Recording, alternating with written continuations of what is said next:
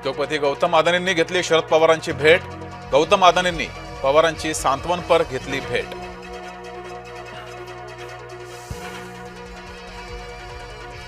अपघातामध्ये 6 जणांचा मृत्यू झाला, मग प्रत्यक्षात 5 मृतदेहच का सापडले? अजित पवारांच्या अपघातावर अमोल मिटकरींनी उपस्थित केली शंका. अजित पवारांसोबतची चर्चा 13 दिवसांनी सांगेन. रोहित पवारांच्या वक्तव्यानंतर चर्चांना ऊत.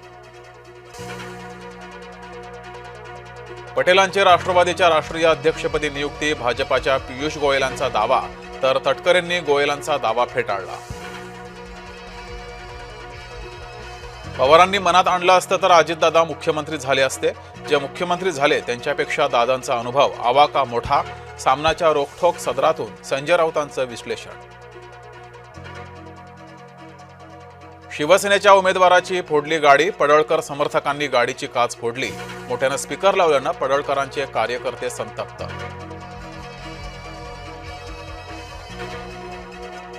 करदात्यांची अर्थमंत्र्यांकडून साफ निराशा. इन्कम टॅक्स स्लॅबमध्ये कोणताही बदल नाही. विलिनीकरणाची चर्चा अंतिम टप्प्यात असती तर दादा बोलले असते. राष्ट्रवादीचे निर्णय हे राष्ट्रवादीच घेते. देवेंद्र फडणवीसांनी केलं स्पष्ट. किरकोळ कर चोरी प्रकरणामध्ये आता शिक्षा नाही तर दंड ठोठावण्यात येणार.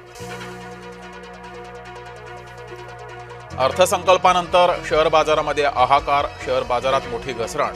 सेन्सेक्स 2555 अंकांनी घसरला. देशात 1 एप्रिल 2026 नवा सुलभ प्राप्तिकर कायदा लागू होणार. तर आता आयकर परतावा भरण्यासाठी 31 जुलैपर्यंत मुदत. नारळाचं उत्पादन वाढवण्यासाठी योजना. काजूच्या उत्पादनाला बळ देणार. भारताची चंदनाची परिसंस्था टिकवण्यासाठी योजना.